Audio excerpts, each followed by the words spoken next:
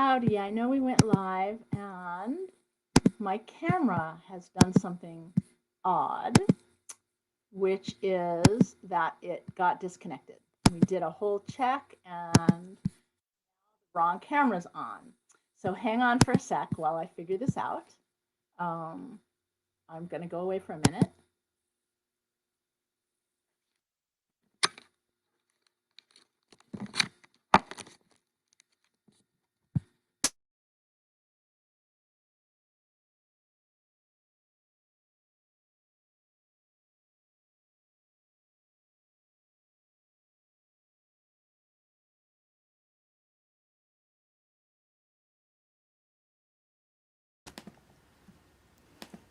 This is live. Can you tell? There we go. Okay. That is the correct camera setting. So much for all the testing that we did. Hang on, okay, good. My microphone's on the right place and my camera's on the right place. Okay, great. I have no way of knowing if anyone is watching. I'm assuming that there are some people who are watching this. Hi, I'm Diane Chaplin, and Nancy's not here tonight. I am here instead. Nancy's been doing weeks and weeks of solo cello playing, and she asked me to step in for this week and for next week to do some playing for you.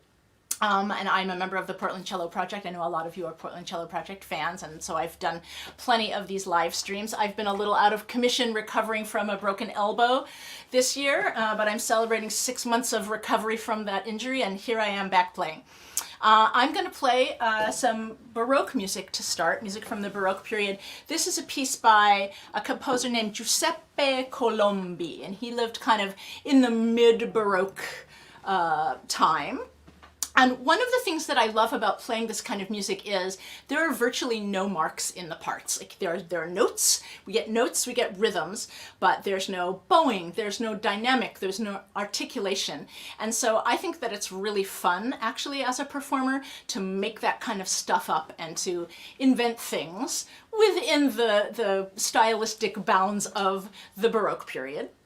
So I don't go too wild on this, but I really like the challenge of making this be my own. So this is a Chaconne by Colombi, and a Chaconne is a set of variations that's based on a very short amount of music. In this case, it's a little 4-bar phrase that you'll hear right up front, and then he spins these variations one after another on this little chunk of music. So this is the Chaconne for low voice solo.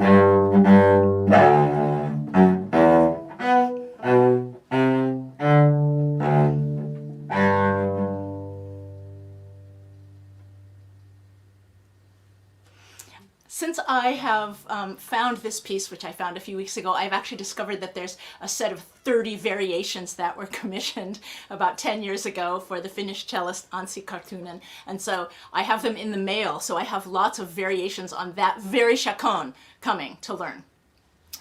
The next piece I'm going to play is really special for me on this concert. It's a piece by a woman named Elaine, who's a composer and now a violist, violinist. When I knew her, she was a flute player. We went to school together at the Juilliard School.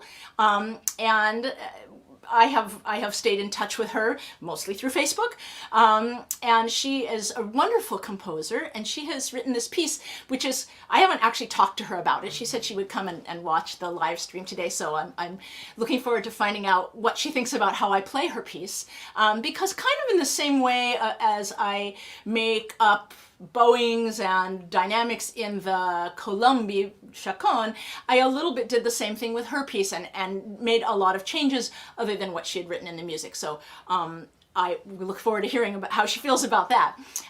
This is a piece called A Cellist's Garden of Verses. And my guess is that it was one of her COVID projects because she wrote it in October last year, October 2020. Actually, October 14 is the date on it. And I was touched because that was my father's birthday. So I feel like she wrote a birthday present for my father, which is sweet. The Cellist's Garden of Verses is based on, of course, the Robert Louis Stevenson poems, A Children's Garden of Verses. And that's an enormous collection. I don't actually know how many it is, a lot of poems. And what Elaine has done is she's chosen 6 of the poems and written these just absolutely charming, to some extent sort of childlike pieces that go along with some of the verses from this collection of poetry. And so there will be a few lines of poem that I will recite before each movement as I go. Yeah, so there's 6 movements total. This is A Cellist's Garden of Verses by Elaine Fine. 1. The swing. Up in the air and over the wall, till I can see so wide, rivers and trees and cattle and all, over the countryside.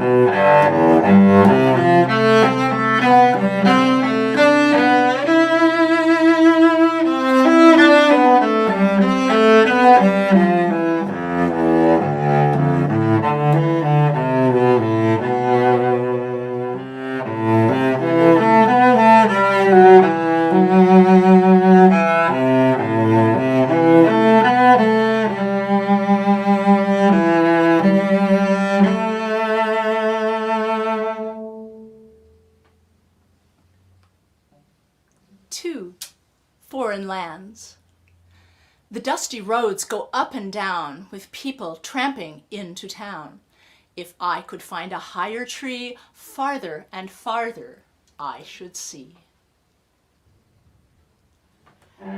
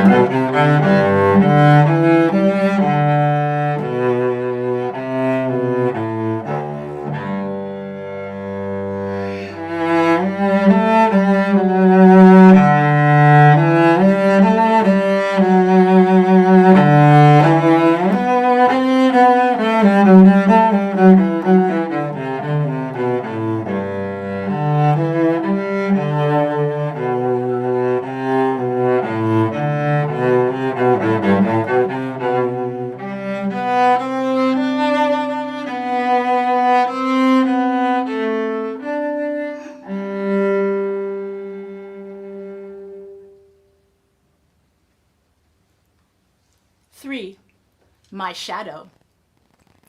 I have a little shadow that goes in and out with me, and what can be the use of him is more than I can see.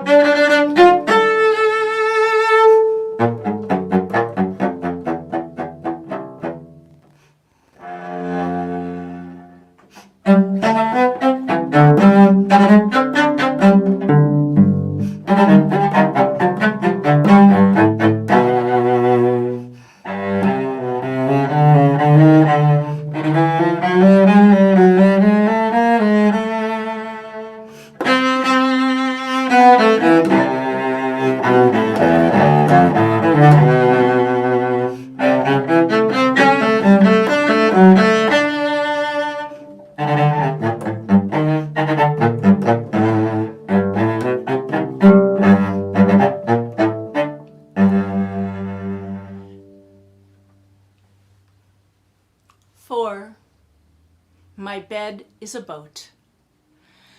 My bed is like a little boat. Nurse helps me in when I embark. She girds me in my sailor's coat and starts me in the dark.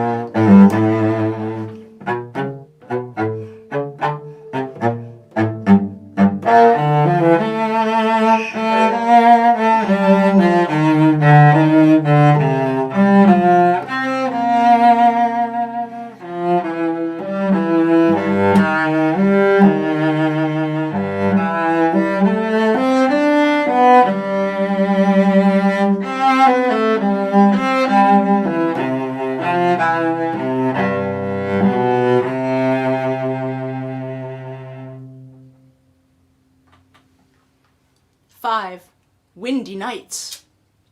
Whenever the moon and stars are set, whenever the wind is high, all night long in the dark and wet, a man goes riding by.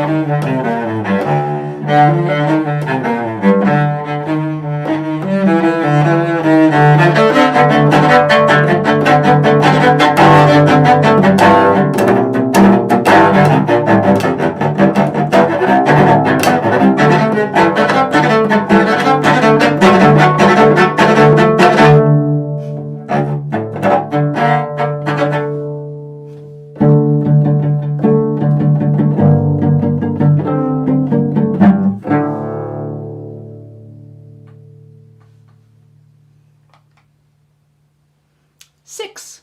Singing. Of speckled eggs the birdie sings, and nests among the trees. The organ with the organ man is singing in the rain.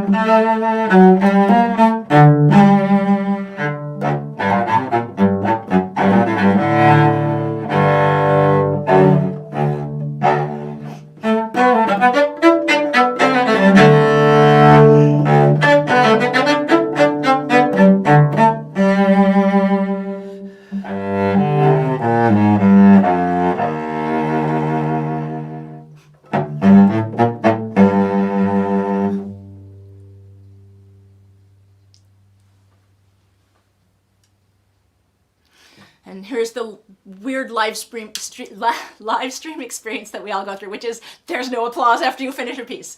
I know you're all applauding, and I'm not going to look at the screen and read notes because I'm just not going to. But brava to Elaine for writing such a compelling and appealing piece. I was completely thrilled to find it, and I really look forward to playing more works by Elaine Fine, and I urge all of you to go look for her music. She posts her pieces on IMSLP, which is the International Music Score Project Library, and you can get her music. She's written lots of chamber music. I've actually used lots of her arrangements for string ensemble in various groups that I have directed. Okay, so there's 2 more things on the concert, and I'm going to play them back to back because I think it's interesting to hear them juxtaposed with each other. They're in the same key, but they're written at wildly different times. The first piece is going to be by a man whose full name is Giuseppe Maria Clemenze Fernando dall'Abaco. Dall'Abaco is generally how we refer to him by his last name. He lived during the Baroque time, also kind of similar time as Colombi, the first composer. And again, exactly the same as him. There are like literally no markings in this part. This is Capriccio. It's Capriccio number 4 in D minor from a set of 10 capriccios that dall'Abaco wrote. We don't have a whole lot of his music remaining in that is available to us, but these are totally lovely. They were probably originally written as teaching pieces or pieces for students, but this one in particular I think is really gorgeous. And I usually think of a capriccio as being something like capricious and lighthearted, but I think he uses it in this way to mean because this isn't lighthearted. I think he uses capriccio to mean not a serious piece, like not a big sonata or something like that, but a little charming piece. And I'm going to follow it immediately with a piece that was not actually ever named by the composer. The composer is Giuseppe Sibelius, the famous Romantic Finnish composer. And it's now called Theme and Variations, although Sibelius never actually wrote a title on it. He wrote this piece when he was only 20 years old. He was at conservatory studying composition, and he wrote it for his brother, who was a cellist. It was probably played by his brother during his lifetime, and that was it. And then it kind of went and got stuck on a dusty shelf somewhere. It was never published. And it has a kind of unfinished look about it, actually, because there are very few markings. There's a few slur markings, you know, where we hook notes together in one bow, a couple, maybe 2 dynamic markings that tell us loud or soft, a little bit of information about fast or slow, but there's really very little marked in this part. So again, that kind of fits into my category of I like figuring out things like that for myself because I feels like it just really makes the piece mine. And one of the reasons that I want to play them back to back is that the Sibelius has this sort of haunting melody that is very much maybe evocative of what I think of, because I haven't been to Finland, but what I think of as the cold ice fields and snow-covered fields of Finland, this sort of slightly barren idea, but very beautiful as well. And the Dall'Abaco Capriccio has a little bit of that same element for me. So this will be Capriccio in D minor by Giuseppe Dall'Abaco, followed by Theme and Variations by Sibelius. And I'm going to tune first.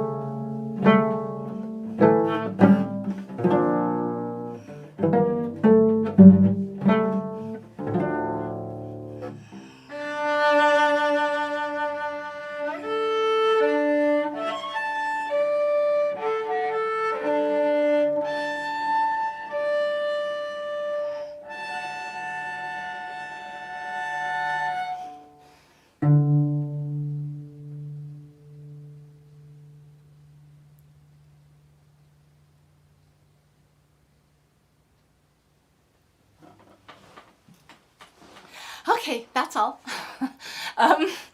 I'll look at comments at some point.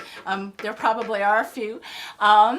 I'm excited that next week, also it's a really cool program. Next week I'm going to be playing, so far as I can tell, the earliest piece written by an African-American woman composer. It's a Baroque suite by Dorothy Rudd Moore, which was written in 1964. And I'll try and do some research and see if that's actually true, that this was the first solo, not the first piece, but the first solo cello piece written by an African-American woman composer. And if anyone out there knows of some other ones, please let me know, because I think that is a thin field, and I'm really excited to be able to present that piece next week. So I hope you'll tune in, same time, same channel.